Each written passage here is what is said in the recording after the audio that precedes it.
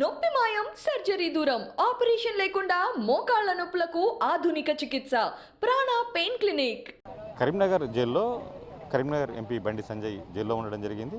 అయితే paper leakage వ్యవహారంలో ఏవన్గా ఉన్నటువంటి కరీంనగర్ పార్లమెంటు సభ్యుడు అదేవిధంగా బీజేపీ రాష్ట్ర అధ్యక్షుడిని నిన్న రాత్రి కరీంనగర్లోని జైలుకు తరలించడం జరిగింది. నిన్న రోజంతా కూడా ఏదైతే హనుమకొండ జైల్లో జరిగినటువంటి నాటకీయ పరిణామాల మధ్య అక్కడ నిన్న రాత్రి జడ్జి ఇతనికి 14 రోజుల రిమాండ్ విధిస్తూ కూడా తీర్పునివ్వడం జరిగింది. అయితే ఈ యొక్క తీర్పు నేపథ్యంలో నిన్న రాత్రి కూడా అక్కడ హనుమకొండ పోలీసులు రాత్రికి జైలుకు తరలించడం జరిగింది. నిన్న బండి సంజయ్ కరీంనగర్కి వస్తున్నటువంటి తరుణంలో కూడా కరీంనగర్ పోలీసులు కూడా భారీ బందోబస్తు ఏర్పాటు చేయడం జరిగింది. ఆ తర్వాత కూడా అతని కుటుంబ సభ్యులు అతన్ని కలుసుకునేందుకు కూడా ప్రయత్నించడం జరిగింది. అయితే అనుమతి లేకపోవడంతో వాళ్ళు వెనక్కి వెళ్ళిపోవడం జరిగింది. మొత్తంగా మరోసారి ఈరోజు బండి సంజయ్ కుటుంబ సభ్యులు బండి సంజయ్ని కలిసేందుకు వస్తారనేటువంటి సమాచారం కూడా ఉంది. ఇక బండి సంజయ్ బెయిల్ పిటిషన్ సంబంధించి ఒక విషయాలు పరిశీలిస్తే కనుక ఈరోజు ఏదైతే నిన్న హన్మకొండలో రిమాండ్ చేశారో అక్కడ ఒకసారి బెయిల్ పిటిషన్ వేసే అవకాశాలు కూడా ఉన్నాయి. ఒకవేళ కనుక అక్కడ బెయిల్ దొరకనట్లయితే కూడా హైకోర్టును బీజేపీ లీగల్ సెల్ ఆశ్రయించే అవకాశం కూడా ఉంది. హైకోర్టులో ఈరోజు ఏదైతే నిన్న రిమాండ్ విధించినటువంటి అంశాన్ని కూడా హైకోర్టులో సవాల్ చేయనున్నారు. మొత్తం రిమాండ్ తప్పుల తడక ఉంది, రిమాండ్ విధించినటువంటి సెక్షన్లు కూడా తప్పుల తడక ఉందని చెప్పేసి అంశాన్ని అక్కడ న్యాయవాదులు ప్రస్తావించే అవకాశాలు కనిపిస్తున్నాయి. రిమాండ్నే సస్పెండ్ చేయాలంటూ కూడా ఈరోజు హైకోర్టులో ఒక పిటిషన్ వేయడం జరిగింది. ఈరోజు మధ్యాహ్నం 1 గంటకు కూడా ఈ యొక్క పిటిషన్ పరిశీలనకు వచ్చే అవకాశం ఉంది. అక్కడ విచారణ కూడా జరగనుంది. ఒకవేళ కనుక హన్మకొండలో బెయిల్ దొరకనట్లయితే అయితే ఈరోజు మధ్యాహ్నం 1 గంటకు హైకోర్టులో జరిగినటువంటి ఈ యొక్క రిమాండ్ను మొత్తానికే సస్పెండ్ చేయాలన్నటువంటి పిటిషన్ కూడా అక్కడ హైకోర్టులో విచారణకు వచ్చేటువంటి సందర్భంలో బండి సంజయ్కు అక్కడ బెయిల్ దొరుకుతుందా లేకపోతే మళ్ళీ కింది ఏదైతే నిన్న జడ్జి ఇచ్చినటువంటి తీర్పునే సమర్థిస్తారంటే విషయం మాత్రం మరికొద్ది గంటల్లో కూడా తెలియనుంది. మొత్తంగా ఈ అంశం పట్ల కూడా ఇటు బీజేపీ శ్రేణులు ఆసక్తిగా చూస్తున్నాయి.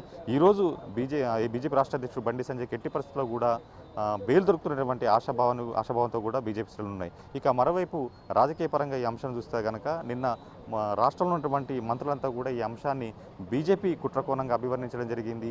మొదటి నుంచి కూడా టీఎస్పీఎస్సీకి సంబంధించి కూడా పేపర్ లీకేజీ అంశంలో కూడా బీజేపీ అత్యుత్సాహం ప్రదర్శించింది. అదేవిధంగా నిన్నటి ఎస్ఎస్సీ పరీక్షల్లో కూడా మొదటి నుంచి కూడా బీజేపీ మాత్రమే ఆరోపణలు చేస్తుంది. దీనికి అనుగుణంగానే ఇప్పుడు బీజేపీ రాష్ట్ర అధ్యక్షుడే దీనికి సూత్రధారి మూలధారి అంటూ కూడా నిన్న రాష్ట్ర మంత్రులు కూడా ధ్వజమెత్తడం జరిగింది.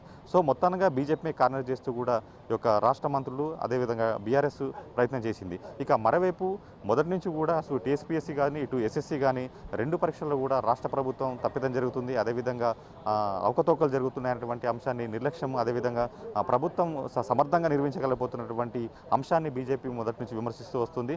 నిన్న కూడా ఇంత అంశం జరిగినాక కూడా నిన్న బీజేపీ నేతలు కూడా విమర్శిస్తూ వచ్చారు.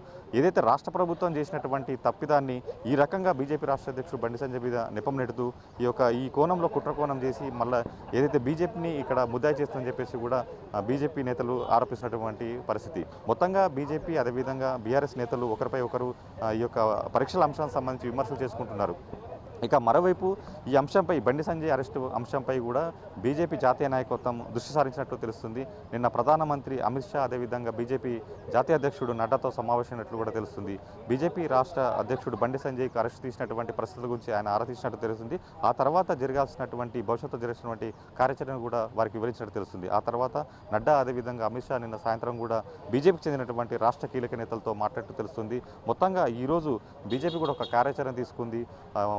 ఈ అంశంలో ఎలాంటి భవిష్యత్తు కార్యాచరణ చేయాలి, అదేవిధంగా దీన్ని ఎట్లా ఎదుర్కొనాలి, ఒకవేళ రాష్ట్ర ప్రభుత్వం మున్ముందు కూడా పలు కేసులు పెట్టినప్పుడు కూడా సమర్థంగా ఎదుర్కోవాలి, అదేవిధంగా కార్యకర్తలు మనస్థైర్యాన్ని నింపేందుకు, అదేవిధంగా భవిష్యత్తులో ఎలాంటి కేసులు కూడా పెట్టినా కూడా సమర్థంగా ఎదుర్కొనేందుకు మనధైర్యం దెబ్బతినకూడదు, అదేవిధంగా సమర్థంగా ఎదుర్కొన్నటువంటి అంశాన్ని వివరిస్తూ కూడా ఈరోజు ప్రతిజ్ఞ కూడా బోనున్నారు. మొత్తంగా మండలాల్లో అదేవిధంగా గ్రామాల్లో అదేవిధంగా జిల్లా కేంద్రాల్లో కూడా యొక్క ప్రతిజ్ఞ కార్యక్రమం కూడా నిర్వహిస్తున్నారు.